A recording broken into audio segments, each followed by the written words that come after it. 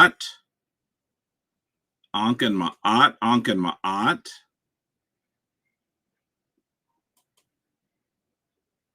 I'm hoping that you are here.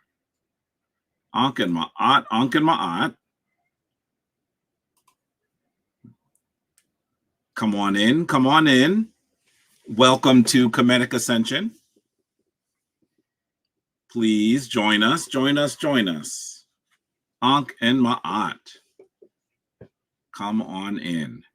Let me first say that I realized I was not actually able. I was traveling during last Kemetic Ascension, and I thought I posted that I was traveling and we would not be having Kemetic Ascension. Of course, the next day when I went into my phone, I realized that it was never posted. So some of you might have wondered, what happened to Kemetic Ascension 2 weeks ago? I was traveling and unable to actually join. Anken Ma'at to you all. Anken Ma'at. Dua for joining us, the Shrine of Ma'at, and me, the Hen Neder and Tepi, the chief priest of the Shrine of Ma'at, Jabari Osaze, also known as Heru Jedin Ma'at for Kemetic Ascension. Welcome, welcome, welcome. I'm so pleased that you are here with us. I know that there's so many other things you could be doing on your magnificent Sunday, especially a Sunday at the end of the summer. I'm sure that so many of you are thinking that you're trying to enjoy the last gasp of Ra. It will be warm for quite some time. Please trust me, it will be warm for quite some time. I want to make sure that I thank you, though, however, for joining us, because I know that there's so many other things that you could be doing. Anken Ma'at, Anken Ma'at. Let's see who is here with us so far. And you might have noticed that I put the Streamyard link into our broadcast. For those of you who would like to do the opening of the way with us, that would be magnificent. I'd love for you to join me in doing the opening of the way. Who do we have so far? We have, I'm seeing Luna saying good morning. Anken Ma'at to you, Luna. I'm glad that you're here. Tony Phi, I hope I'm saying that right. Peace to you, dear brother. We see Faru Mantu Ka X. Anken Ma'at to you. Rospec, Anken Ma'at, Anken Ma'at. Joanne Jahi Adisa. And Joanne Jahi Adisa knows that I'm about to ask how long you've been part of Kemetic Ascension, how long you've been attending this gathering, and where in the world you are. So Joanne Jahi Adisa is preempting that, wonderful, and telling me that they are coming to us from Columbus, GA. Thank you, dear sister. Thank you, Sinette, for joining us. Seek energy within. Anken Ma'at to you. Grand Rising, Grand Rising. I see Luna says we were missed. I really apologize. I blundered. I was traveling to a family reunion, and so I was not able. I thought I was going to be able to do it from there. That was not working. I thought I had posted a message telling you why I was not able to do it. That didn't work. Last week was not. 2 weeks ago was an interesting week.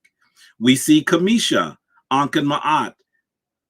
It says Sen G, that's Sen Gavin, fresh off the Merkut streets. Were you in Kemet this year? Is that what you're saying? Let me know if that's what you were doing. Please let me know. Anken Ma'at to you, one of our full members. Anken Ma'at to Caleb Bryson, coming to us from Greensboro, North Carolina. Anken Ma'at to you, a regular. Send Jason Holmes, another one of our regulars and a full member. Anken Ma'at to you. Anken Ma'at coming to us from oh goodness, now I'm gonna forget. See, I think of East St. Louis when I think of you, but I know you're not in East St. Louis right now.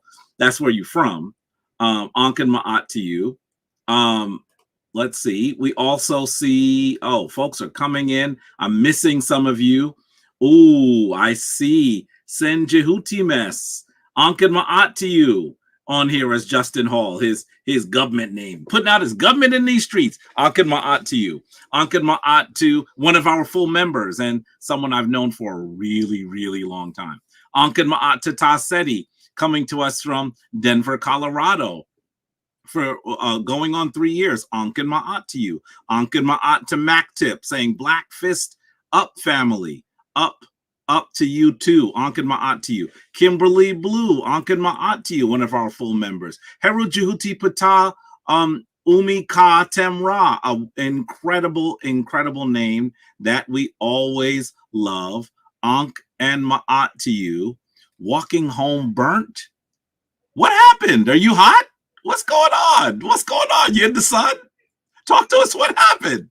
Ankh and Ma'at to send Pempanzi, Obabini Kanefer Webin Ra, one of our full members coming to us out of Philly. Ankh and Ma'at to you. Ankh and Ma'at to Oshiso Fly. I love how that name is written. Ankh and Ma'at and Grand Rising to you.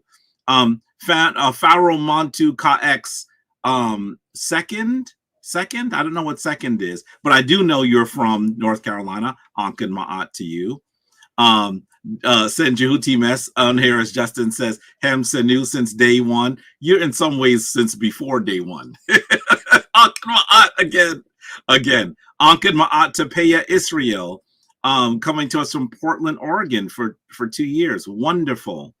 Mac Tip says he's coming from Memphis, Tennessee. Ankh Ma'at to you. Juti Mes Ma'at Hotep, coming to us full initiate. Yes, Ankh and Ma'at coming to us from the initiatory group Raka Session in Canada. Ankh and Ma'at to you, dear brother.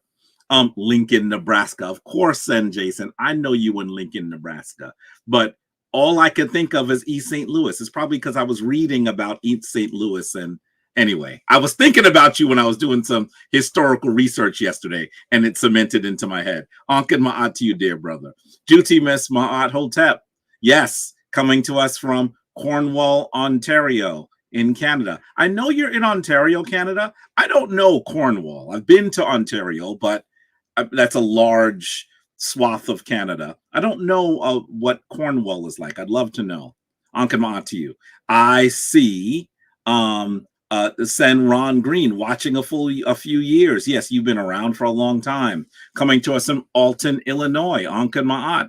And Kamisha, yes, I knew that was you, Sen Gavin. I knew that was you. But I was wondering, you said on these Merkut streets, were you being funny, or were you just in Kemet?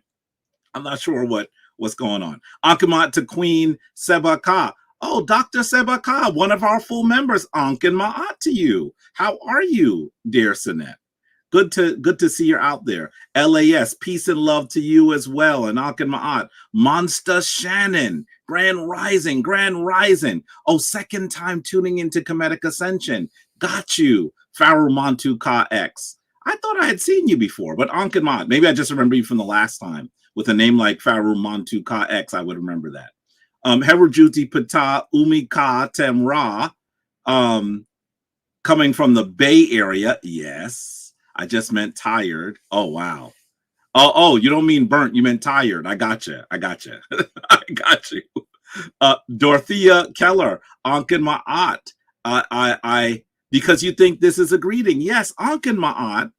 I'm so glad you said that, Dorothea Keller, so we can be clear. Ankh and Ma'at can be translated in different ways. Some people say Ankh em Ma'at, and others say Ankh en Ma'at.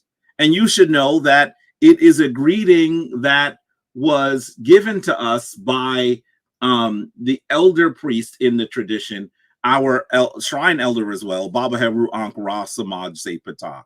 And we usually said Hetepu, which means like blessings, welcome. And there's nothing wrong with that. But he started saying we should say Ankh in Ma'at, because in some ways, if you say Ankh in Ma'at, you can say life in balance. That is a commentary on your approach to restoring Ma'at. Something we'll talk more about today. But in addition to that, if you say Ankh Emma, you can say sort of life of balance, right? So it's either like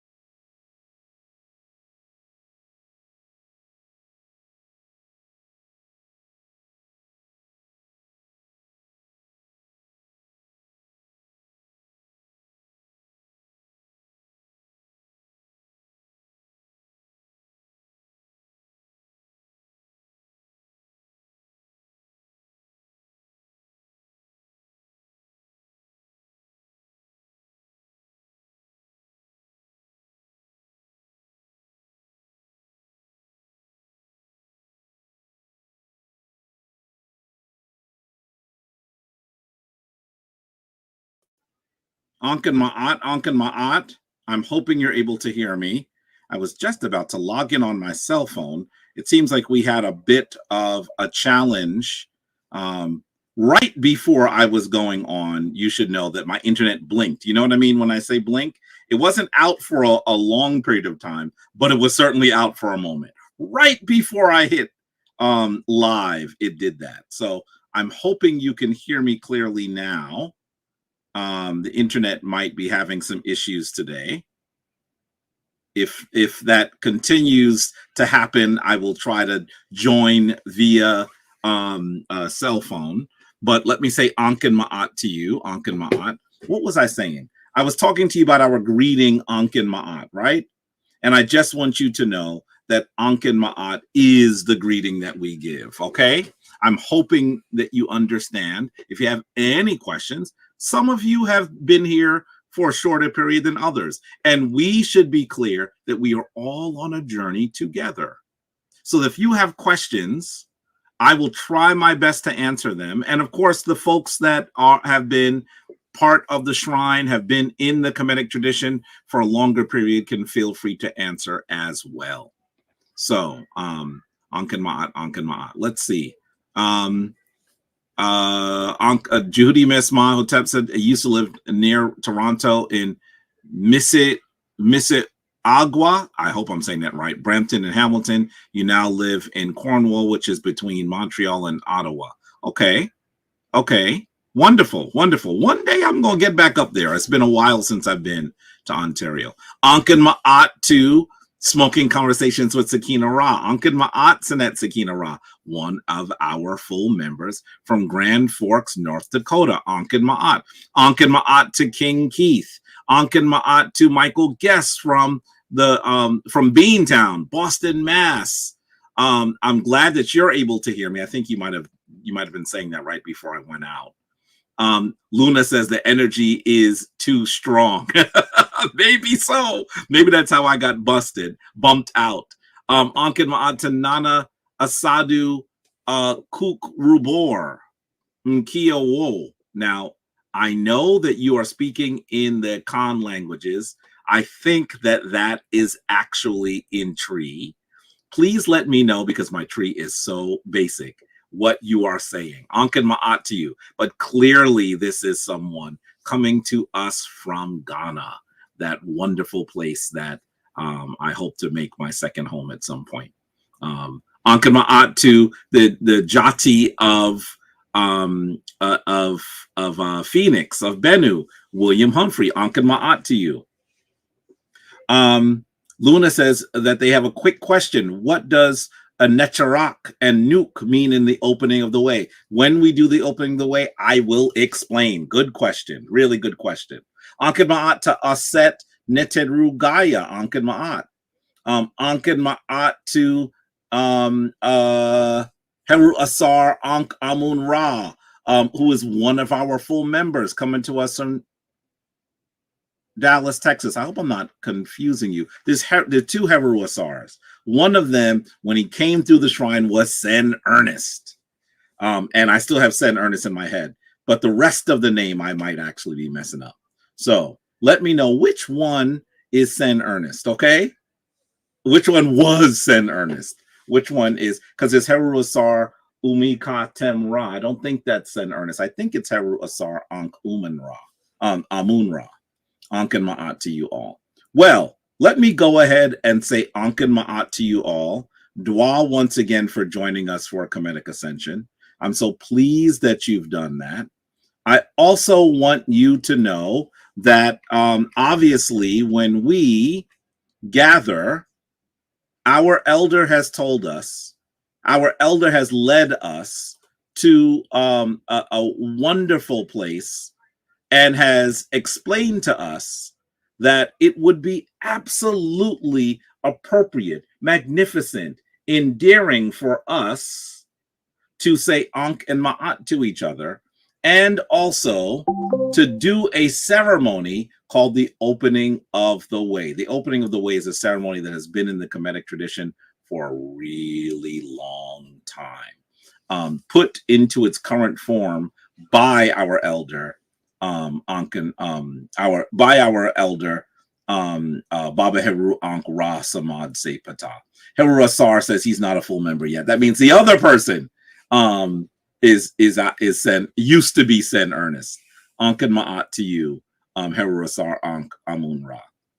And we see another full member, Sen Curtis Jackson, coming to us from Painesville, Ohio. Ankin Ma'at to you. It's wonderful that you're there. Harold Jehuti Pata Umika Temra. I always mess up your name. It's Harold Jehuti, not Heru Asar. That's Sen Ernest. There you go. Ankin Ma'at, one of our full members. You know, one of the things that occurs in the Kemetic tradition is very often people take additional names, right? For many people in the modern world, a name is sort of stationary. A name is something that you were given at an early time and you just go by that name. That name doesn't give you additional information or guidance or instruction on what your path, what your journey, what your task on this physical plane must be. But in the African traditions, usually when one is given a name, that name tells them what they must do. What they must do. And so that's the reason why very often we have names, and those names explain something very important about the journey they're on. And it also means that people often will take a name or even change a name. There are people in the Kemetic tradition who sometimes take different names at different times. They've gone to a certain part of their journey, and now the path ahead is even clearer, and then they change their name again. I'm going to say to you, I've had many names, and I see them all as part of my journey now. Clearly, my birth name is very different, and so that Corwin James Jacobs was my birth name. That was part of that journey. And I shedded that name when I came into knowledge of the African traditions and the importance of those African traditions. So then I took another name. And so you'll see that there are many names that one can take. Even when I was installed as a chief in Ghana, I took a name. There are many names that one can have based on the journey that they're on. So sometimes it can be a little confusing for us to remember the names, but we ought to work diligently too, so that we can recognize that person's journey, this leg on that person's journey, and also recognize that they are at a place where hearing their name will remind them what they must do. And so this is important. I see that Nana Asadu is saying that they are part of the Asante Nkoram Kuram in North America. I think I've heard of this Ghanaian grouping, this Ghanaian-oriented grouping, this Ghanaian nation, I dare call it, in the United States. I want to say you're based in Florida. Is that correct? Could you clarify that for me? Because I'd love to know more. I have heard a little bit, but literally just a little bit. I'm not sure if I'm getting it correctly, but clearly that name and the part of the group that you've described is a group that has its origin in Ghana. When you see the name Asante and it's in Philadelphia. I'm not familiar with that group in Philly. Please email me about it. Send me, maybe shoot me a website at so that I can learn more about it. Philadelphia is a place that I spend quite a bit of time. I love Philadelphia. I was just thinking I hadn't been in Philly in a few months, and I needed to go to Philadelphia. So I'll probably be there soon. Probably in September, I'll be in Philly. And I may well be doing a tour of one of the museums while I'm there. But please let me know more about your grouping, because I would love to know. As someone who has reconnected to the African continent, most powerfully through Ghana, most powerfully through the Fanti people, I would absolutely love to know more. So let us continue with that ritual that was put into its current position by our elder, Baba Heru Ankh Ra Samad Se Pata. Let's go ahead and stand in the position of adoration. There are some of you who are relatively new who may not know the position of adoration. By the way, you can see that I have posted the link inside of the chat. I would really love for you to join someone who is a full member to join me and do the opening of the way. That would be wonderful. I really don't. These sessions have become even more Jabari centric, and so I really am hoping that you will join us. Please join us. Nana Asadu says, yeah, you were on a tour with me. Oh, wow. You went on the King Tut tour in the early 2000s. Yes, that was easily 20 years ago, or a little bit more recent. Yeah, that was a long time ago. Wonderful, wonderful. I really am hoping that we continue to connect. I see Jehuti Mess Ma'at on the screen, coming to us from Canada. I would love for you to lead us in the opening of the way. Let me allow him to join us. There you go. It is wonderful to see you, Sen. Absolutely wonderful to see you. And I would love for you to lead us in the opening of the way. Maybe you can say a few things about the opening of the way as you after you do it. Maybe how do you do it? How often you do it? What's your thought as someone who's done it? Some of the folks that are with us today have less experience with the opening of the way, clearly, and you are someone that has been part of the Shrine of Ma'at. Oh boy, it's got to be. Is it 4 years yet? It's got to be like almost 4 years, right? Yeah, but 4.5 years, almost 5 years. Yeah. So definitely, this is something that I'm so honored that you've come on to share with the community, because you've been part of the shrine for now an extended period of time. So please go ahead. I'm going to stop yapping. Please lead us in the opening of the way.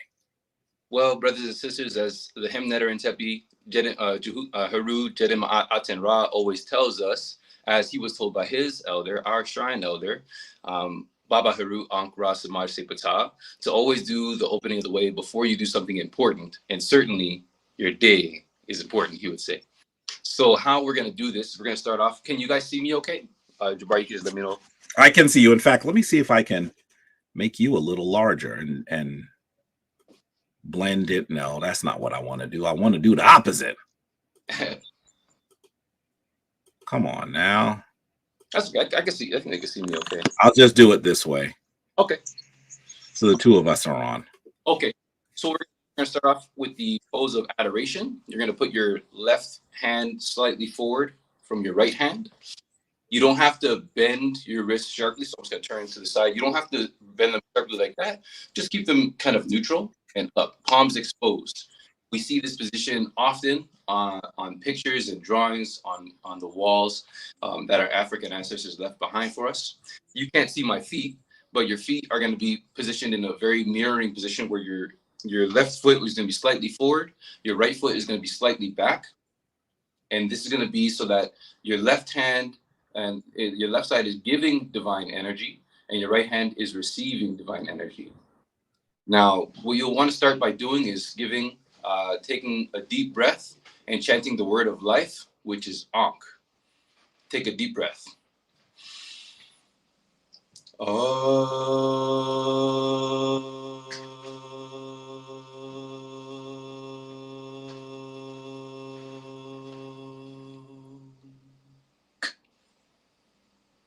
Anetrak in bedhead. Nuke in bedhead. Anetrak happy. Nuke happy. Tuau in turn. We'll turn to our right. Anetrak circuit. Nuke circuit. Anetrak keb senuf. Nuke keb senuf. Tuau in turn. Turn to your right. Anetrak offset.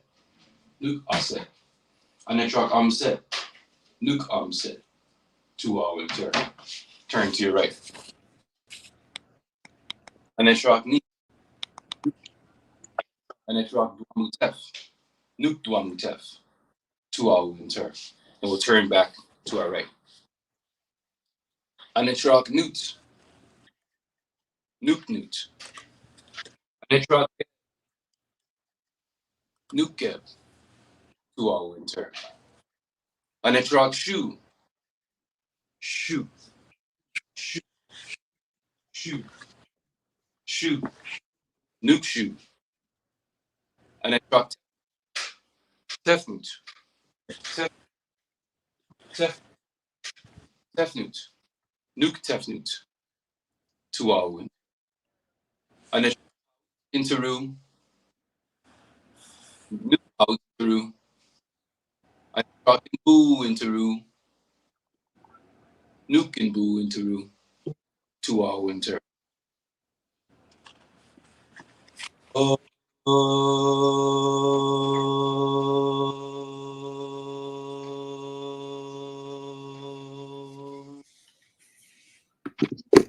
Tuwa Winter. Tuwa Winter.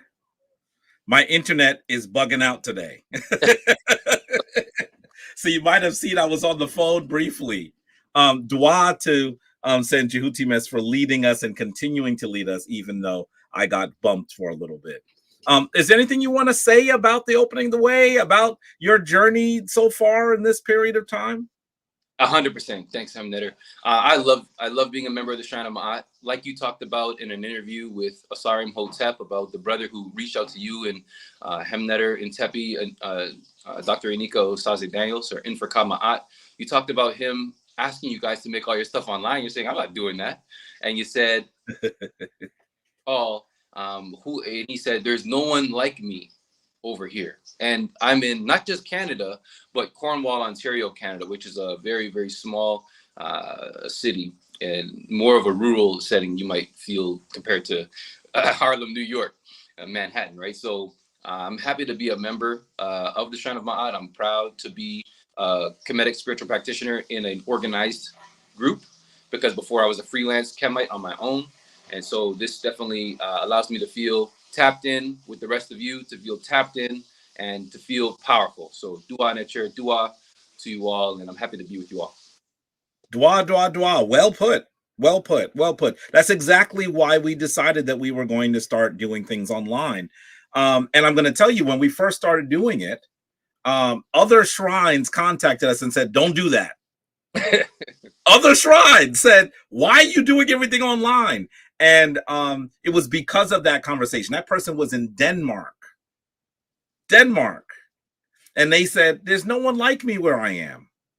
And it made me start to think about the fact that who was I to say that simply because this person didn't live near me, that I wouldn't try to commune with them, to work with them, to actually build a Kemetic tradition with them. It was kind of a, I didn't realize it, but it was an arrogant position that I had, right?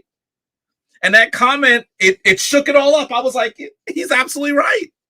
So that is what happened. And now, because of the coronavirus pandemic, everybody's online.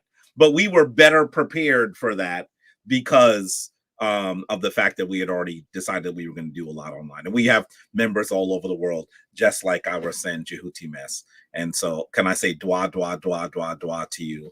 I'm so honored that you're here. Dua for doing the opening of the way with us. And hopefully I'll see you in person soon. I can't wait. Shabbat Ma'at. See you soon. Shabbat. So I really want to once again say dua to him. Thank you. For those of you who are a little newer, you may not know that dua is the ancient Kemetic way of saying thank you. So I'm saying thank you to him for doing the opening of the way for us. It's really important. And you can see he's a distance, quite a distance from us, but still a practitioner, right?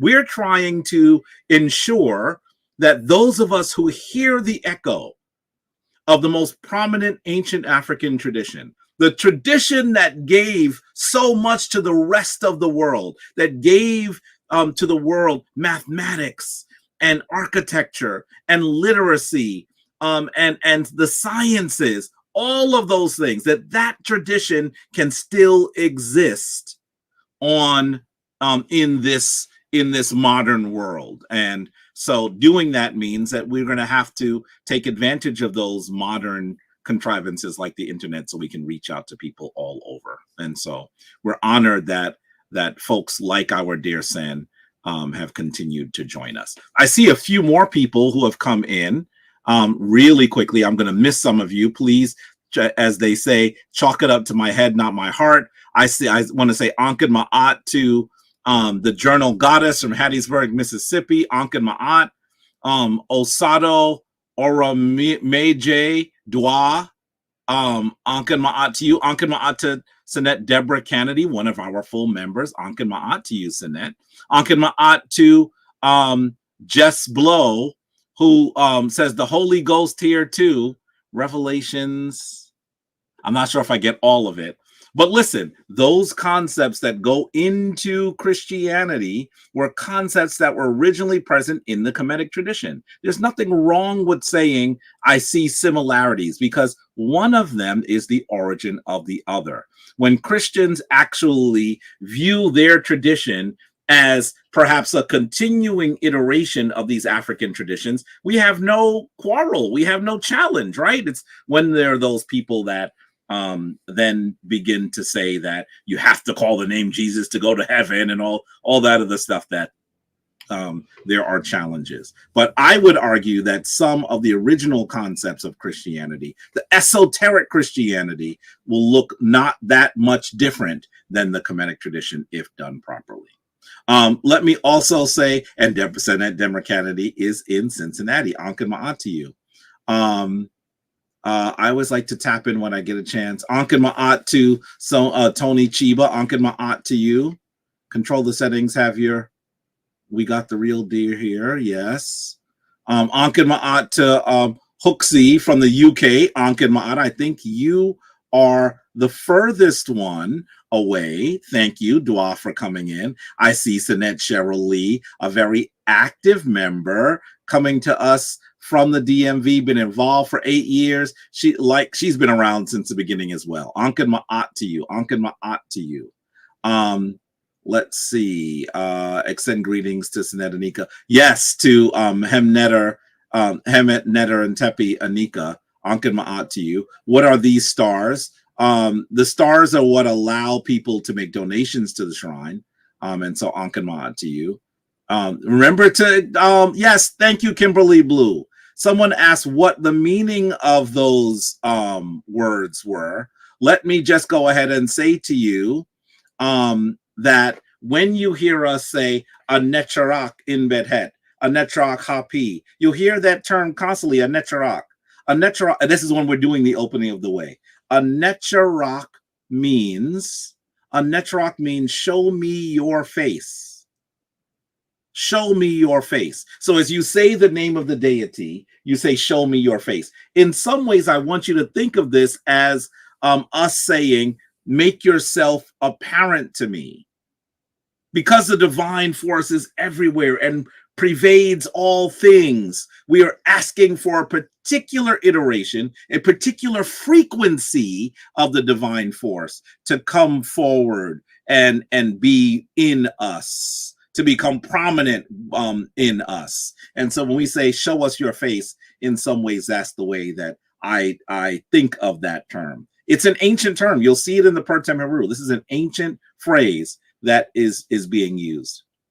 I kind of think of it, I guess, in terms of the imagery that I have used for myself when I say a necharak. I think of it almost as I'm looking at a great ocean, and when I say a necharak, the face of that particular divine force, this particular energy comes to the surface and is present. We know that these are divine energies and these are stories and allegory, right?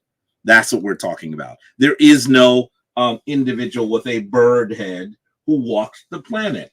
We're not talking about something that is literal. We're talking about divine energy and the way that it moves in our on our physical plane and beyond the physical plane. Well, you also hear us say the term nuke, and nuke means I am. So first we say, for example, a netrok in bedhet, then we say nuke in bedhet. And that means that we are asking for that energy to come forward and be prominent. And then we are saying, I am that energy. I am that energy. And so this is an important understanding of the Kemetic tradition. And as you read the actual Kemetic text, you will see it is completely in congruence with the concepts, the ideas that our ancient African ancestors, our most noted dusky African ancestors, brought forward into the world thousands of years ago. There are some, and some of you may have had, I'll call it misfortune at this point, the misfortune of seeing me argue sometimes with folks online who are trying to say negative things about the Kemetic tradition. In fact, sometimes they've had bad experiences with the modern traditions, the Abrahamic traditions, and they want to render the Kemetic tradition the same way. And I have to remind them that the Kemetic tradition occurs much more in allegory than the more literal traditions that have sought to make their tradition historical. And so this is very important. You are the divine energy. You're not just talking about a guy on a cloud with a beard, right? You're talking about an energy that created and maintains the very universe. And you are that energy as well. If through discipline, if through prayer, if through ritual, if through embracing your higher self, you are able to truly evoke that power, nothing is beyond your ability. Nothing. Of course, we struggle with that because we enter this physical plane thinking that our physical senses, those 5 senses, are the way that we must understand the entire world that we are in. And those 5 senses we know actually cannot possibly describe the entire universe. In our senses, we think of things as finite, but we have to understand that we live in a space that must be infinite. So our senses can confuse us about the actual nature of this universe that we are part of. And we always hope that we develop the spiritual faculties to truly perceive that which exists. That is a fundamental task of the Kemetic tradition. So let me say Ankin Ma'at to so many more of you really quickly. I want to say Ankin Ma'at to I missed some of you. Ankin Ma'at to the Schaefers who are there. Ankin Ma'at to the Schaefers. I'm so happy that you're there, coming to us from Kemet. Ankin Ma'at to you. Ankin Ma'at, 2 full members, a beautiful couple that does beautiful work. Ankin Ma'at to Tanya Smiley from Atlanta, another full member. Sinette Tanya, were you always in Atlanta? I can't seem to remember. I'm trying to remember if you were always in Atlanta. Ankin Ma'at to Asar MK. Ankin Ma'at. And he also says, Ankh Was Jed. Ankin Ma'at to you. Ankin Ma'at to Afromantic, coming to us from California. Ankin Ma'at to Sheila S., I believe a full member. Asar MK, I think, is a full member too. I'm telling you what, the names sometimes can get a little confusing. Ankin Ma'at to Eric Adams, coming to us from North Carolina. Ankin Ma'at to Empress T, and to Larry Mays, and to Dave Watson. North Carolina is in the house today. Ankin Ma'at to Benita Sutton, who is someone who is always here with us. Ankin Ma'at to you. Ankin Ma'at to Ru Aki. Ankin Ma'at to Michael McRae. You wish there was a shrine close to you. Eventually there will be. Eventually, hopefully, the Shrine of Ma'at will be close to you. But until then, you can join the shrine and perhaps open the Shrine of Ma'at where you are. Ankin Ma'at to Sean Richardson. Ankin Ma'at. Is that Sen Shondell? Is that you? Coming to us from Phoenix? Ankin Ma'at. I haven't spoken to you in a while. I hope all is well. One of our full members. Ankin Ma'at to Elder Suntan. Ankin Ma'at to The Debater, who is Mel Smith. You emailed through the website to start your classes. we're still trying to figure out the date that will happen, but I will look for you. Ankamatu Norris Benu Montu Ra. Ankamata, a powerful name in Savannah, Georgia. Detroit then moved to ATL. Yeah, I thought you were in, I was going to say Detroit, but you know what? I get so much of this wrong because I'm thinking of everybody at the same time in these sessions. Ankamata, I wonder how ATL is treating you. There's so many of our members who are going to be or are in ATL. We're going to have really critical mass in ATL and need to do something there. Because there's so many people. Yes, Sinet Sheila, that's right, from Germany. I thought that was you, but I don't remember. I'm trying to remember what your last name is. Yes, Sinet Sheila is in Germany, a full member from our last initiatory class. Ankan Ma'at to you. Ankan Ma'at to Gloria Lassane. Ankan Ma'at to Kepra Holistics. Ankan Ma'at to K Groove. No Hesi today. I'm trying to get to Hesi. The internet has been has slowed me considerably today. Ankan Ma'at to Carl Collins. I posted what was 2 examples of I am being mentioned in the Bible. I'm not even gonna listen. We could talk about that one for a long time.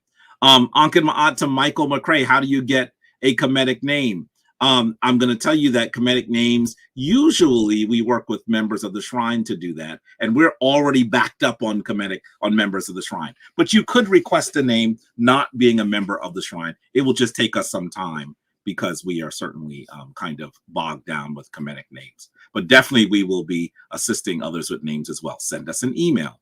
Ankan Ma'at to Amin Ma'at Rob Bryan. Ankan Ma'at to you. Ankan Ma'at to Sanet Coach Ye. There you are, one of our full members out there in Detroit. Ankan Ma'at, Ankan Ma'at, Ankan Ma'at. Well, while I've taken a long time getting ready to do this, we still gonna do it. What are we gonna do?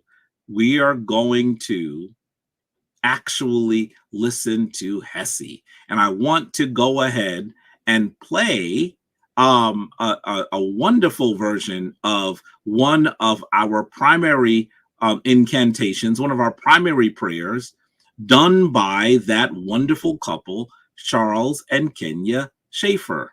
This is the Rupu Nuku chant. Take a listen. Take a listen.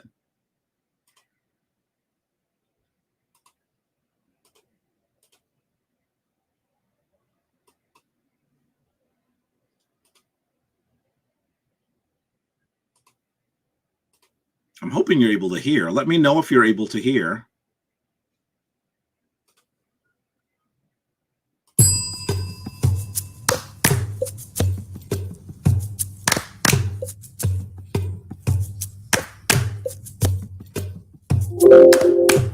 Rupu nuku amiku kimam keperu in interhayu Uncle Jasaner. Rupu nuku amiku kimam keperu in interhayu Uncle Jasaner. I am a shining, shining being, dwelling in the light, created from the limbs of divinity. I am a shining, shining being, dwelling in the light, created from the limbs of divinity. Rupu nuku amiku kimam keperu in interhayu Uncle Jasaner. Rupu nuku amiku kimam keperu in interhayu Uncle Jasaner. I am a shining, shining being, dwelling in the light, created from the limbs of divinity. I am a shining, shining being, dwelling in the light, created from the limbs of divinity. Rupu nuku amiku kimam keperu in interhayu Uncle Jasaner. Rupu nuku amiku kemam keperu in interhayu Uncle Jasanel. I am a shining, shining being, dwelling in the light, created from the limbs of divinity. I am a shining, shining being, dwelling in the light, created from the limbs of divinity. Rupu nuku amiku kemam keperu in interhayu Uncle Jasanel. Rupu nuku amiku kemam keperu in interhayu Uncle Jasanel. I am a shining, shining being, dwelling in the light, created from the limbs of divinity. I am a shining, shining being, dwelling in the light, created from the limbs of divinity. Rupu nuku amiku kemam keperu in interhayu Uncle Jasanel. Rupu nuku amiku kemam keperu in interhayu Uncle Jasanel. Uncle Jasanel. Uncle Jasanel. Uncle Jasanel. Uncle Jasanel. Uncle Jasanel. Uncle Jasanel. Uncle Jasanel. Uncle Jasanel. Beautiful, is it not? I love that version of that wonderful chant. Rupu nuku amiku kemam keperu. Forgive my spelling as I write it out. I'm trying to make it as phonetic as possible. But that is the chant. And in the very Hesi, you actually hear the translation, right? I'm a shining being dwelling in the light, created from the limbs of divinity. This is a very, very powerful Hesi. And one of the prayers that members of the Shrine of Ma'at, members of the Kemetic tradition, say very often. So if you actually apply the Hesi, and here is harmonious, this beautiful harmonious nature, you can find yourself chanting that while you're washing the dishes, chanting that while you're cleaning the house, chanting that while you're walking to work or taking the kids to school. It is one of those ways that you can embrace these divine energies and use them for the work that you must do every day. Dua, once again, did you hear the beautiful voice of Sanet Kenya? I mean, it's just magnificent. The way that it is actually performed and mastered, you would think that they have like a whole gigantic group of people doing the mastering and the music and the listen. Those two individuals, that wonderful couple, is so talented that they can actually look a lot larger than they are. Because they are committed to what they're doing. They're extremely talented, and they have allowed these divine energies to come through them. So dua once again to them. Dua, I don't know if they're still on. They've got to be at least 6 hours ahead right now. So it's getting kind of late over there. I want to say dua to them for once again creating this wonderful CD, streaming music with the Shrine of Ma'at, Kemetic Meditations, Temple Music Volume 1. It's streaming on all the platforms, so you can go ahead and use it. I saw a few more folks come into the room I want to greet. Musa Nexele from Johannesburg, South Africa. I think you're the furthest away, Anken Ma'at. Anken Ma'at to Gil Prescott, someone who is regularly here with us. And Anken Ma'at to Scribe Sanjeti, my dear brother, who is an important part of our sister shrine, the Temple of Anu. Ankh and Ma'at to you, dear brother. I'm so glad that you're still out there doing what you do, Ankh and Ma'at. By the way, I also noticed really quickly that Dorothea Keller is also in Germany. When does that happen, Sinette Sheila? You're not the only one there. Ankh and Ma'at to all of you. Lord Uzich in Nigeria, Ankh and Ma'at to you. I also see who else did I see? CK Productions IMG. That's actually that. Those are the Schaefers. So they I think they're still here. Ankh and Ma'at and Dua to you.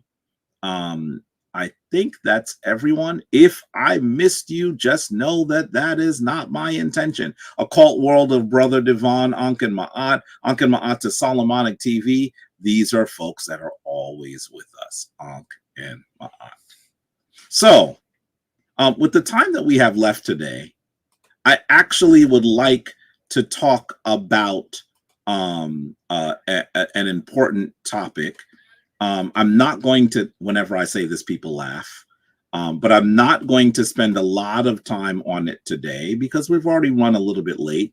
And I've come to the point where I think maybe doing a little bit less is better than doing a little bit more. I don't want you to be exhausted because I want you to go off and do the work. I want you to go off and do the work. But what I'd like to do is really briefly remind us that as practitioners of the Kemetic tradition, as members or people who are at least part of the family of the Shrine of Ma'at, the most important thing that we must do is what we called Seruj Ma'at, restoring Ma'at, restoring the scales of Ma'at. And in doing that, today I'd like to talk briefly about a topic that we can't talk about enough, and that is, once again, restoring Ma'at. So today, from the word from the Seba'it, I'd like to talk about this important topic. By the way, for those of you who might be a bit newer to our community, understand that the Seba'it are actually the world's first literary genre coming out of ancient Kemet. And Seba'it could be translated as wisdom literature. It is the wisdom literature of ancient Kemet, the first genre of literature in the world fall into this category.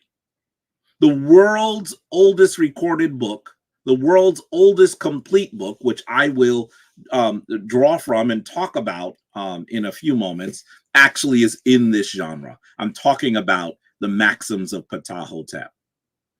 And so as we think about this wonderful, wonderful process, this wonderful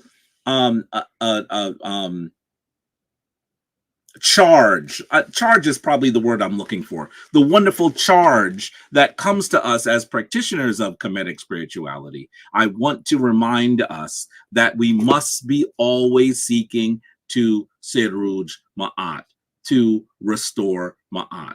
This is of critical importance. And you look on the screen and you see one king. Does anyone know who that is? Does anyone know who that is? He is holding a small statue of Ma'at and giving it as an offering. This is the process of Seruj Ma'at. This is the physical description of the process of Seruj Ma'at, restoring Ma'at, bringing the world around themselves into divine balance. And you should know that as we talk about Ma'at, generally Ma'at is described as illustrated as this beautiful African woman, a beautiful woman with a large feather on her head.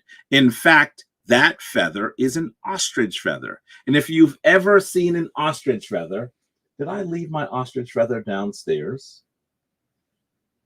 I do not have an ostrich feather in the study today. You should know that an ostrich feather is a large feather, and that feather being on the head of Ma'at talks to us about the task of actually being clear about this process. It is a very light feather. If you drop it, it just floats to the ground.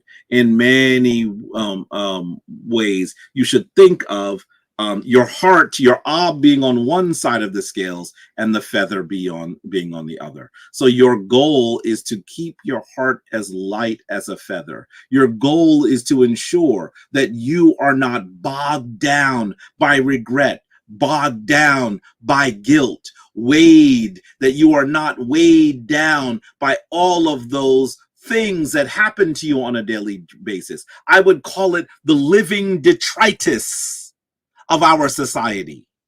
The accumulation of things that harm you. Sometimes we call this baggage. Sometimes we call this being in the wrong place at the wrong time. Sometimes we call this being upset when we ought not to be, being angry when we ought not to be, being prideful when we ought not to be. How do we release those things? How do we ensure that our heart, is as light as a feather?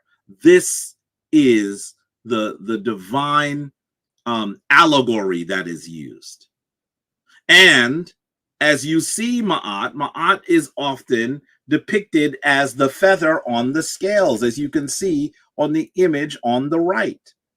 I always ask this to the members of the Shrine of Ma'at, because as practitioners in the Shrine of Ma'at, you should know a bit more about this process, a bit more about this divine Ntert or divine female deity than others. What is the name of the scales of Ma'at? By the way, I should acknowledge that Asar Mka is correct. The Nesut on the left is Nesut Seti. That's the father of Ramses the Great, by the way.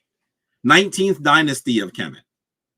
19th, the second king, I believe, of the 19th dynasty. He takes over from Ramses the First.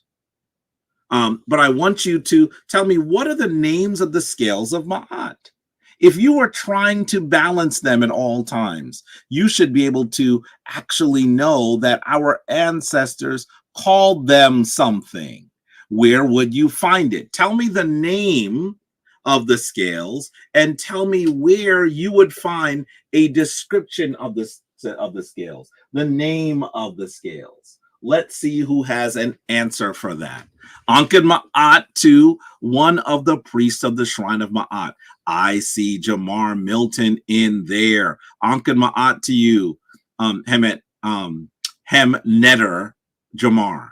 Ankh Ma'at to you. And I see Sen Garrick Van, another full member of the Shrine, the Makait. Yes, not sure if you spelled it correctly. That will do, Sen Garrick. Keep in mind that we are trying to replicate something that is in one language, in letters in English, but it is known as the Makait, the Makait. And where would you see it? Where would you see it? Where did you learn that from? You didn't just get it from me. I didn't make it up. Where do we see the names of the scales? That image that we see of an individual, an ancestor now, actually joining the afterlife, going into the Hall of Ma'ati. When we see this image, we should know that there is a description of what is happening. Where do you see it?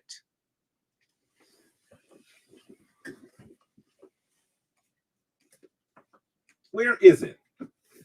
If you see what I'm pulling off, you should know I'm already telling you. Yes, that's the judgment scene of Hu Nefer, Sharal McAdam. Yes, correct. And you'll know that that judgment scene is something that is described in the book that we call the Pertem Heru. His Inpu Mdwa, a full member of our shrine, Ankh Ma'at to you, and one of those folks that is skilled in the Meru Netter. That is a young man who is an elder. I have a lot of respect for the work that he does. So, yes. So you will note that it is in the Pertem Heru. It is in the Pertem Heru. As you look, I'm going to even just tell you, I enjoy looking at the version of the Pertemuru that is translated by E.A. Wallace Budge. Why? Not because Budge is perfect. He makes errors that you can actually see. You can actually see the errors in his translation. And you can actually see that sometimes the way that he translates something, he takes the spiritual beauty out of the language and describes something very literally. So those are his failings. But I'm going to tell you, the very fact that the book has the glyphs, the original glyphs, then the transliteration, this is how the words are meant to be spoken, and then the translation makes it the best translation that you can use. And by the way, you can see his errors. Sometimes people who study the Medu Netter become very, very critical of Budge. And it's not that I'm not saying that you should not have a problem with critiquing him or that he is beyond critique. I'm just saying what he left us is an invaluable tool for study. And if you just look at his version right on plate 1, you're going to see, if you have your Pertemuru with you, I'm going to tell you where you can actually see it. Right in plate 1, you're going to see, give me a second. I'm going to find it because I know there's some of you who have come here with your Pertemuru. And I'm looking for my note so that you can see it along with me. Where are you? You're going to see the name of the scales. I think it's in the Ancestor Transition Prayer. At least that's what I call it. The Ancestor Transition Prayer. No, it's not in there. By the way, as I turn past, I see that section that says that Asar is the Suteniyu, Neb Nebu, Heku. He is the King of Kings, the Lord of Lords, the Prince of Princes. And I think that that's just beautiful that we are actually hearing that these titles that we might think are things that our grandma and our grandfather and our auntie sing in church, we actually might think that that is nothing more than something that is Christian. But I want to tell you, family, that so much of the beauty of the Christian tradition, those things that our families actually love, actually predate the Bible, predate Christianity. They come from ancient Kemet. And I think that that is just so beautiful that the things that we love come from someplace else. Now, if we can only allow ourselves to acknowledge that the Christian tradition is nothing more than a retelling of the Kemetic tradition through someone else's, hear what I'm saying here, through someone else's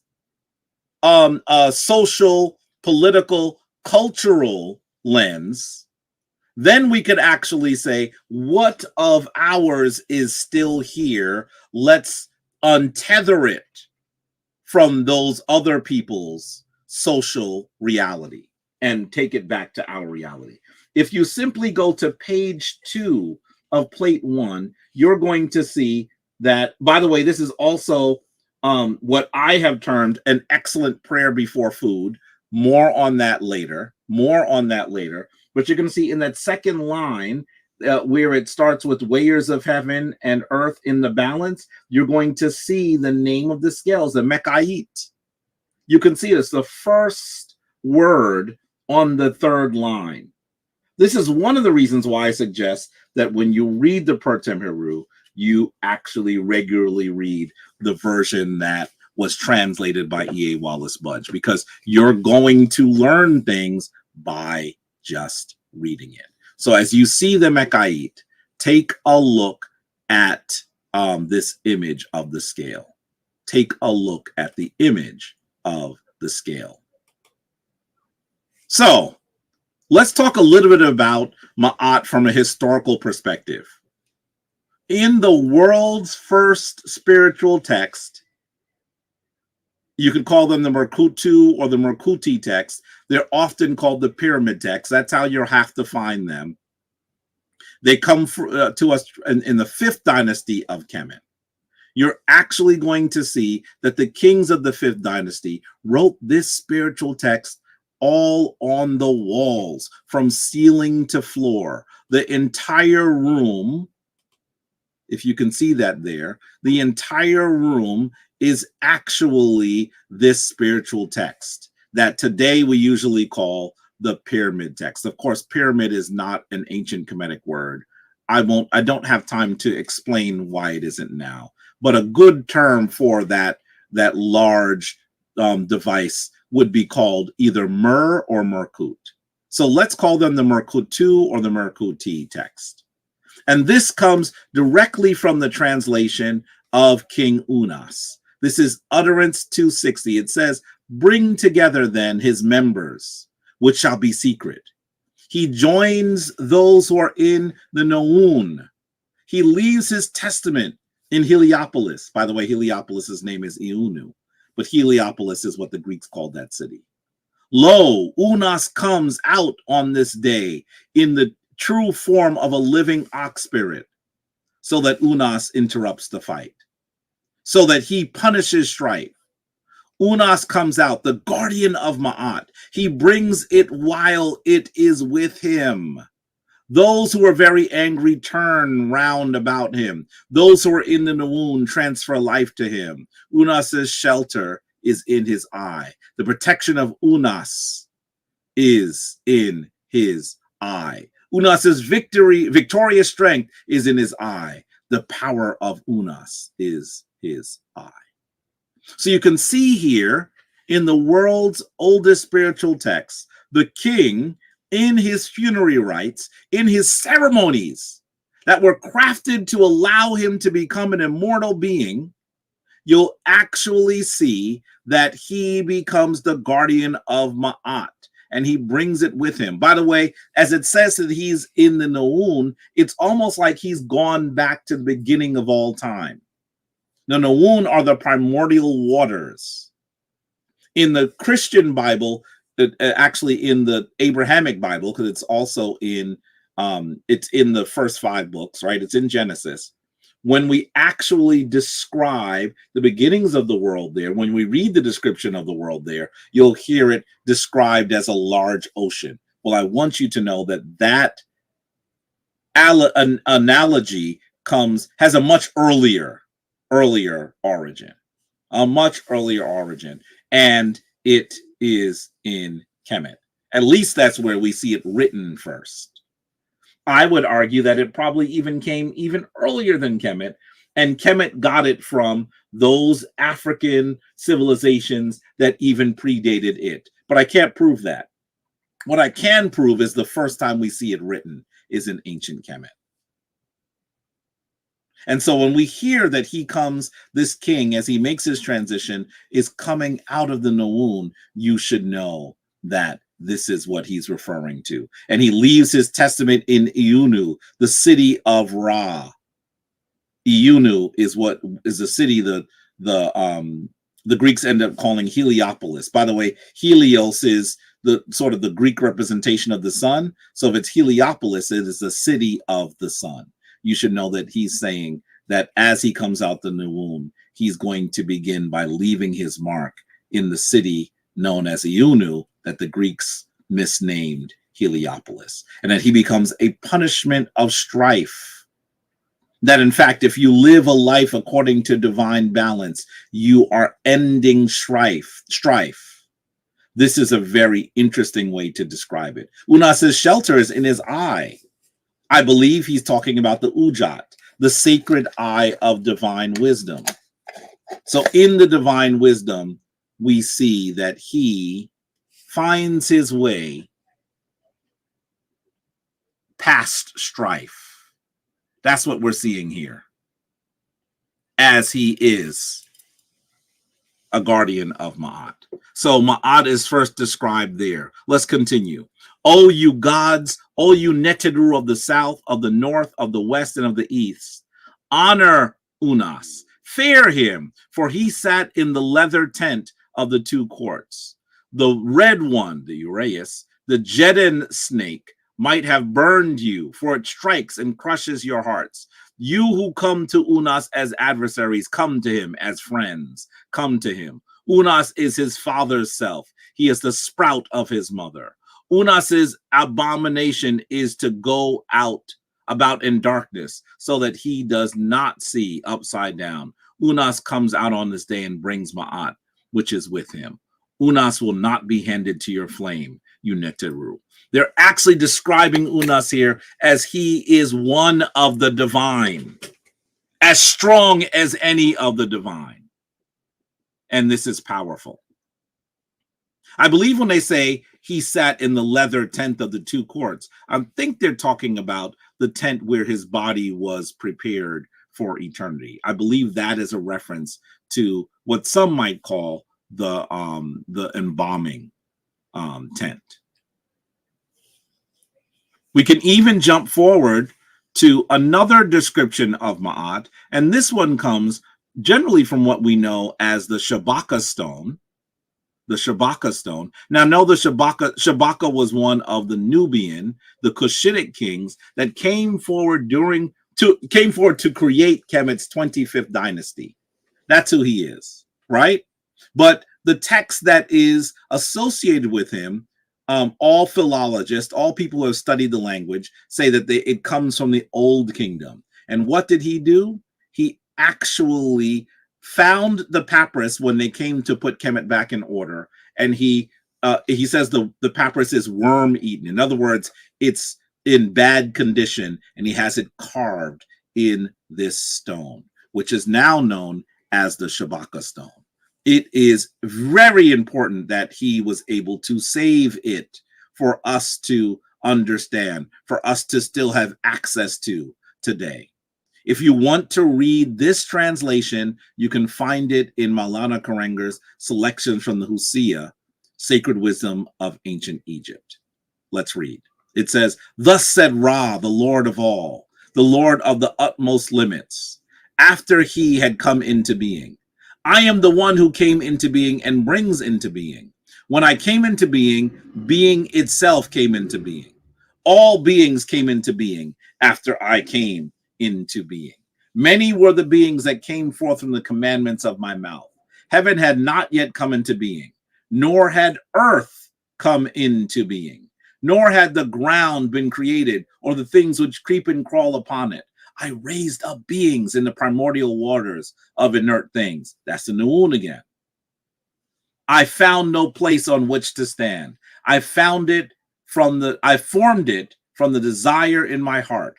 I laid the foundation through Ma'at. I created the forms of commands of my mouth. Not yet had I established Shu, the power and principle of light and air, nor sent forth Tefnut, the power and principle of moisture. There existed no one who acted together with me. I conceived it in my own heart."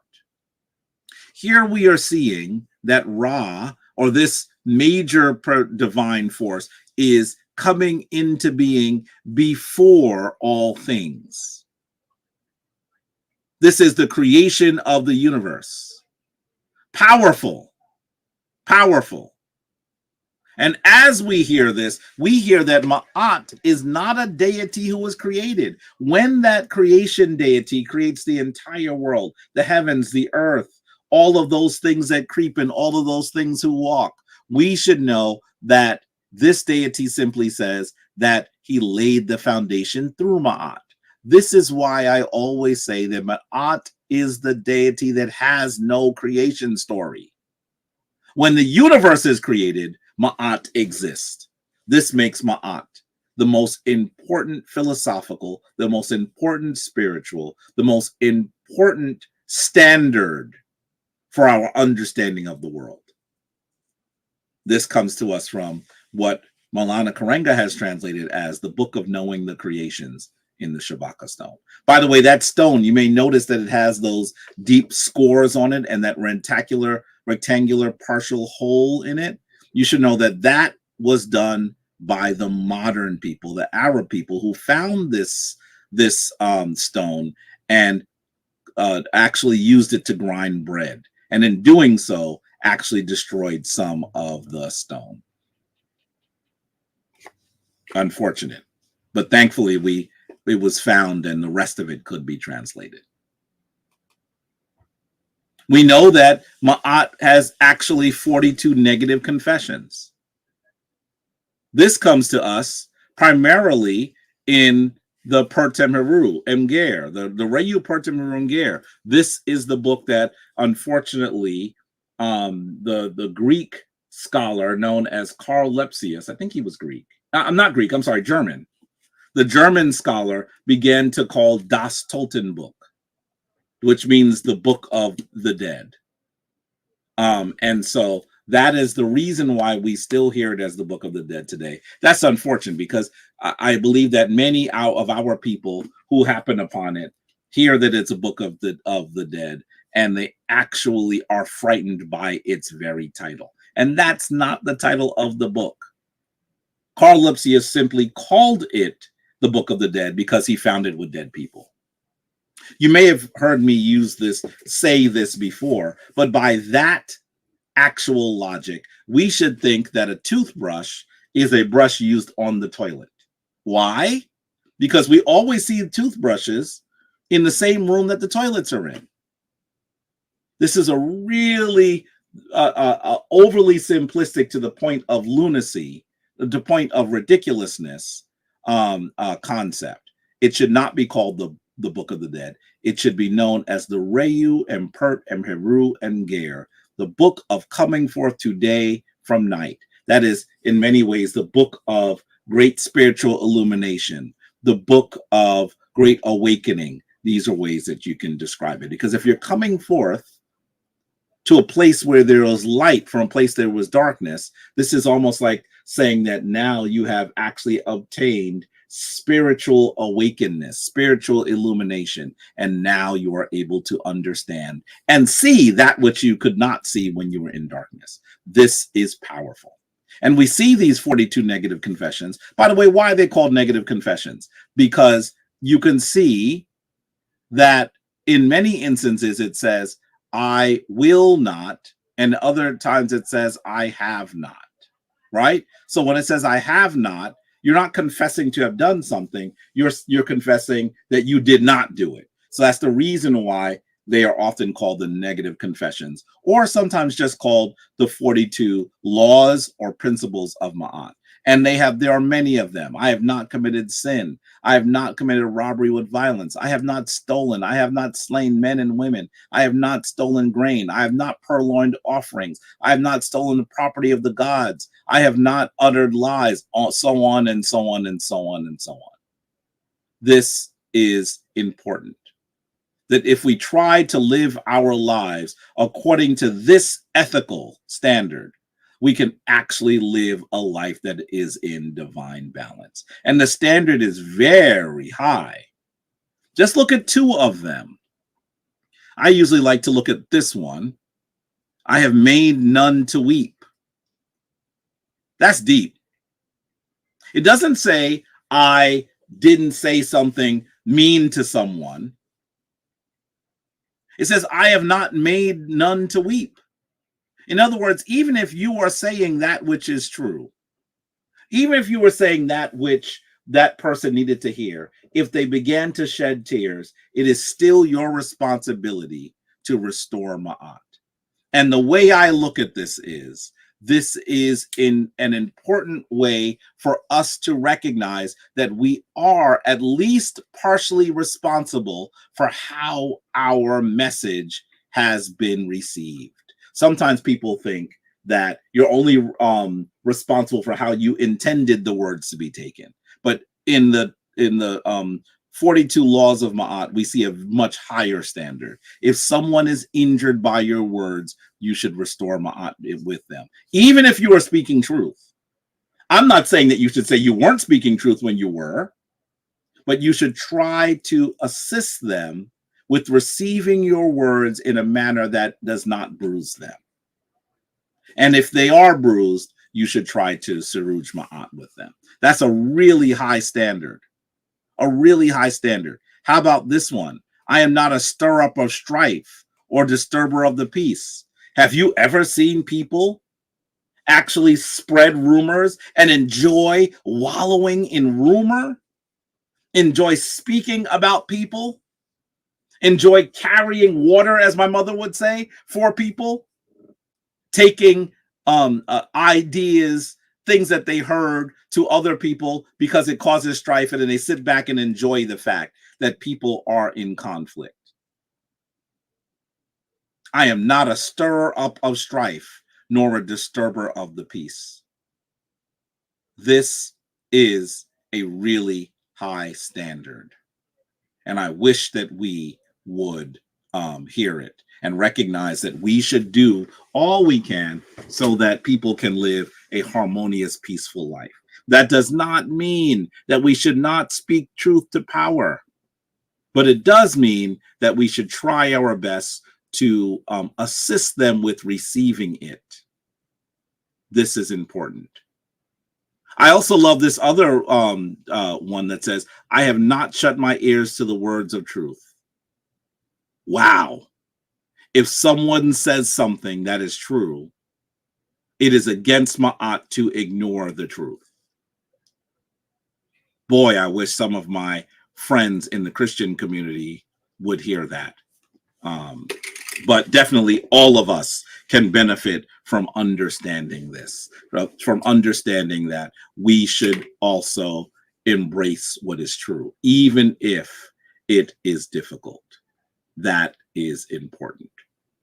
I would love for you this week to find 3 of the negative confessions, 3 of them that are meaningful to you, and post them on your social media. And in doing that, create a conversation around it in your section of the community. Take 3 of these. You don't have to take them all the same day. Maybe you take one day, and then 2 days later you take another. But engender discussion and conversation so that we can come to a better understanding of these confessions. Very important. Very important. Something that comes to us during the New Kingdom of Ancient Kemet in the 42 negative confessions of Ma'at. And now you can actually see that this is the larger image that I took. By the way, I took this picture myself.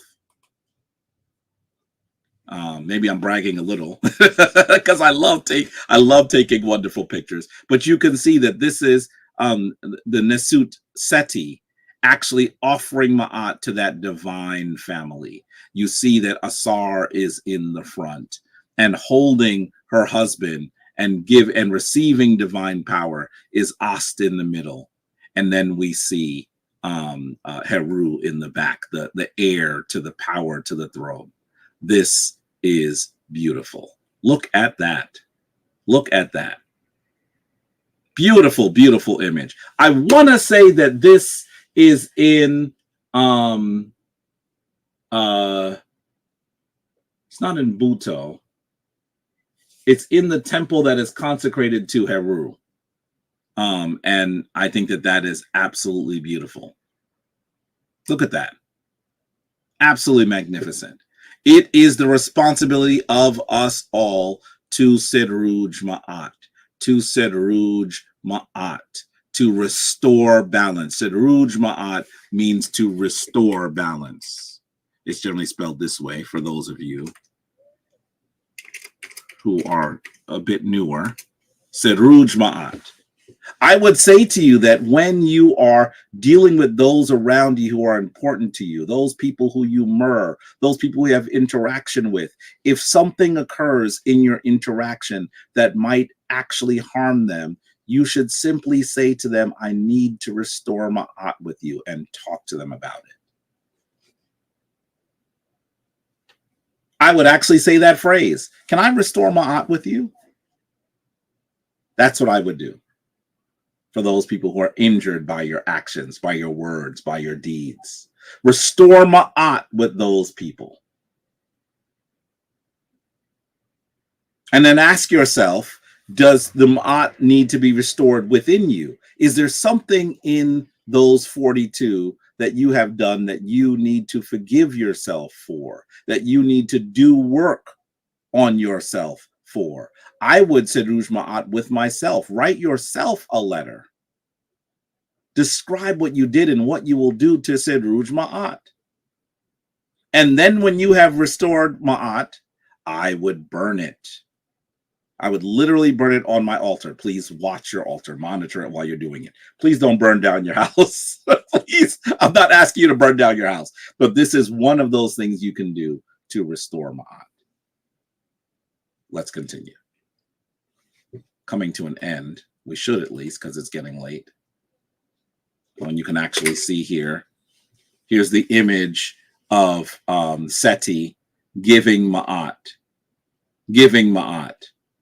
restoring Ma'at in front of this divine sacred Trinity.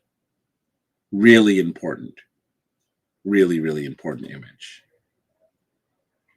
And an image of the Shrine of Ma'at members at one of our wonderful ceremonies. Can I just, let me see if I have a little bit more here. I'm going to do this quickly because we're the hour is late. But as you see here, you know that this is the judgment scene of Hunefer. Here's Hunefer here, this brown skin, reddish brown man that first goes to the judgers. By the way, what do we call these people? What are they called? What are those individuals who he first goes in? You know, these are like different scenes, right? This is like comics before the comics. This is like animation before the animation, right? So at the top we see, this is really the beginning of the scene. He comes in, he gives an offering to these judges of him. Some of them agree that he should enter into the hall of Ma'ati. He should enter into heaven, that he is worthy of it. And you can see that they have these ankhs on their legs. And then there are others that do not. These are the ones that disagree. They don't think he's done enough yet to be able to go into heaven. And because of that, then he has to come down here. Anpu brings him in to have his heart weighed by the scales. And can you actually see that the scales that Ma'at, this beautiful goddess, has actually transformed into the scales herself? Can you see her at the top of the scales? She is the very Mekayit. She is the scale. And then Anpu reads the tongue of the scale, transmits the message to Jehuti. You see Jehuti, sometimes called Tehuti, who the Greeks called Thoth there. By the way, Anpu, the Greeks called Anubis. You may hear the word Anubis, for those of you who are a little bit newer to the tradition.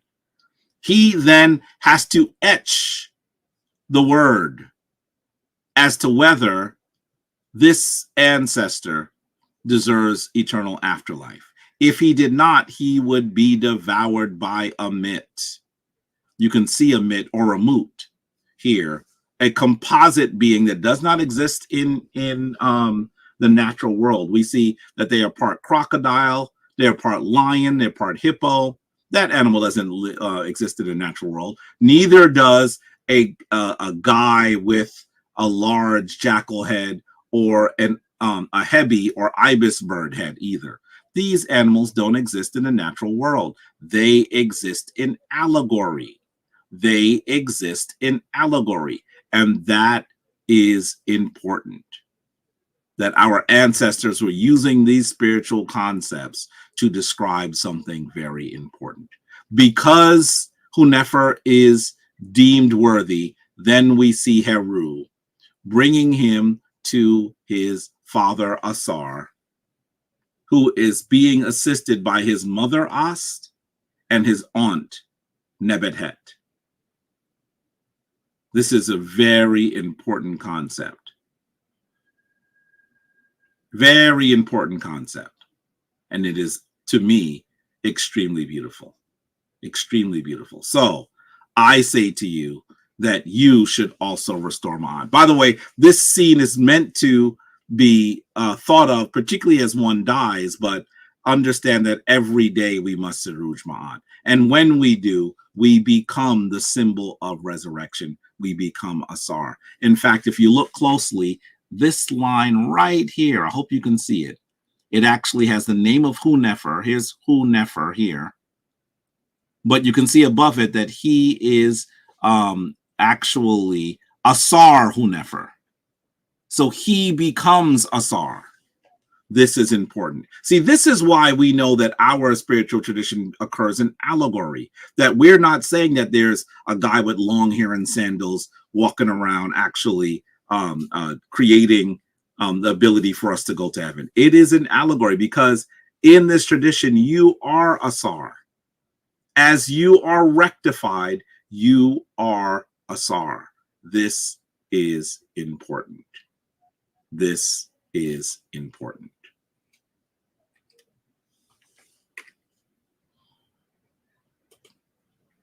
And then a bit from the world's oldest complete book, known as the Maxims of Ptahhotep. More on Ma'at, more on understanding the tradition of Ma'at. What does he say here? He says in Maxim 5, Ma'at is good and its worth is lasting.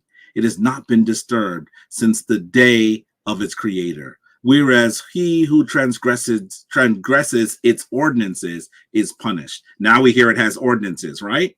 This is from the old kingdom, but in the new kingdom, we see exactly what those ordinances are. Perhaps they were written down. In fact, there are earlier versions of them in some of the spiritual texts, but the clearest iteration of those ordinances is in the new kingdom in the Reyu Pertim Ruangir. Anyway, I digress. Listen to what he says. Ma'at is good and its worth is lasting. It has not been disturbed since the day of its creator, whereas he who transgresses its ordinances is punished.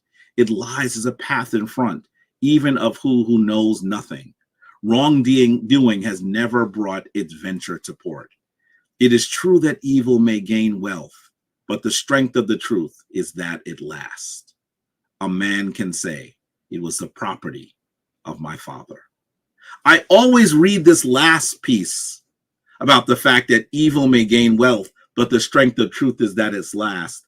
This is another way of saying what we hear, that important reverend and activists during the civil rights era, Dr. Martin Luther King, say when he says that the arc of the moral universe is long, but it bends towards justice. In other words, it may seem at a time that those individuals who are doing wrong may be getting ahead, but we have to understand that in the course of time, that which is good, that which is true, that which comes in divine balance, that which is Ma'at will last.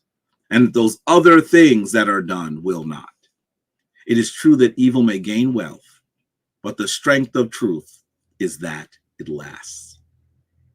A man can say, it was the property of my father. I think that's absolutely beautiful. I think this is a wonderful description of Ma'at and the importance of Ma'at. And so what I'd like for you to do, here's your work. You didn't just come here to listen to this bald-headed, bespectacled guy yammer at you for an hour and a half, did you? You are a practitioner. And if, in fact, you are a high-level practitioner of the Kemetic tradition, now it's time for you to do some work.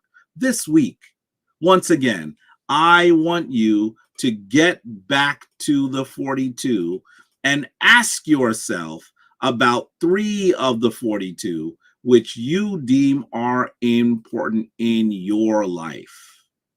And then I want you to engender a conversation with those around you about these 3. You got 42.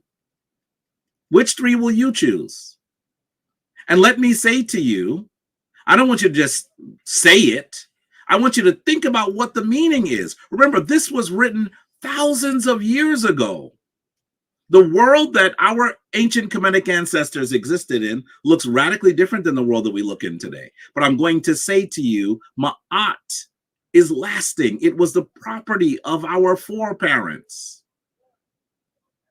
So that doing that which is right has not changed.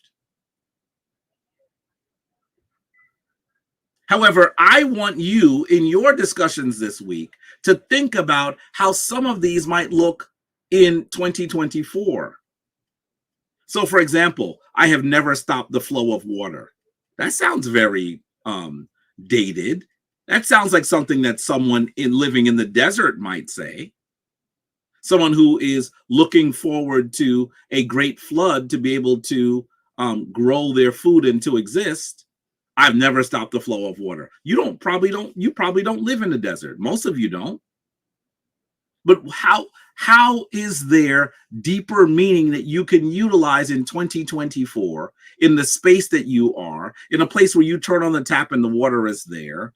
What does that mean? What's the deeper meaning of never stopping the flow of water? What does that mean? I want you to give that some thought this week. And for 3 of them, I want you to actually think about what it means. So with that, let me say the divine force in me greets the divine force in you. Do your work. No one can restore Ma'at for you. This is your divine task. This is your sacred ordination by the Neteru and the ancestors. So I want you to do the work. With that, I see Occult World of Brother Devon has a question. It says, he says, I have a question. I know that every modern Egyptian temple is different, but I wanted to know, should you shave your head bald or can you keep your hair when attempting to become an Egyptian priest? Well, I think you're probably thinking, well, I'm a priest and my head is bald. But I want you to also understand that the priest, when they were on duty in the shrine, they would also shave their eyelashes, their eyebrows. They would certainly not have a beard and a mustache. I think that if we focus on that, we're focusing on the wrong thing. We're focusing on the trappings of the tradition and not the inner meaning of the tradition. Making sure that you are a vessel of Ma'at is more important than having hair on your face. And by the way, we do not have large institutions of temples that we can actually do nothing but do our work in the temple for 3 months of the year. When we actually develop those spaces again, then we'll ask if we should shave our hair. But I want you to recognize that it is more important in 2024 for you to deal with the inner workings of the Kemetic tradition rather than just simply looking like it. And so that is what I would say to you. Okay? You shaved your hair during your rites of passage. Yes, I went through a rite of passage where I shaved all my hair and my beard as well. But I want you to be clear that I'm not suggesting that. Even those priests were only shaven during the time they were on duty in the temple. It's not that they never had hair. In fact, they even had wives, they had families. They just didn't engage in those things of the outside world, those things that were sensual. I don't mean sensual as in sexual. I mean sensual as in existing to the 5 senses, provoking of the 5 senses during the time that they were on duty in the temple. They didn't eat garlic. They took cold baths. There were a lot of things that they did in order for them to focus on the inner world rather than be focused on the outer world. Is something that we will talk about later, much later, when we have completely restored the traditions of our most powerful ancient African ancestors. At this point, focus on the inner tradition and the call to higher consciousness that is Serujing Ma'at, that is restoring balance. So with that, let me go ahead and say, Shemin Ma'at, go forth in divine balance. I'm going to say that prayer once more that we used in Hesi. Rupu Nuku Amiku, Kemam Keperu, and Entir Hayu. I am a shining being of light, dwelling in the light and created from the limbs of divinity. Please go forth and do the work of restoring Ma'at so that our people can once more return to a place where they can bask in the rays of Ra. I'm hoping that you'll do the work with me this week. Let's see what you come up with on those three, okay? Hope all is well. Shem and Ma'at, go forth in divine balance. Speak to you soon.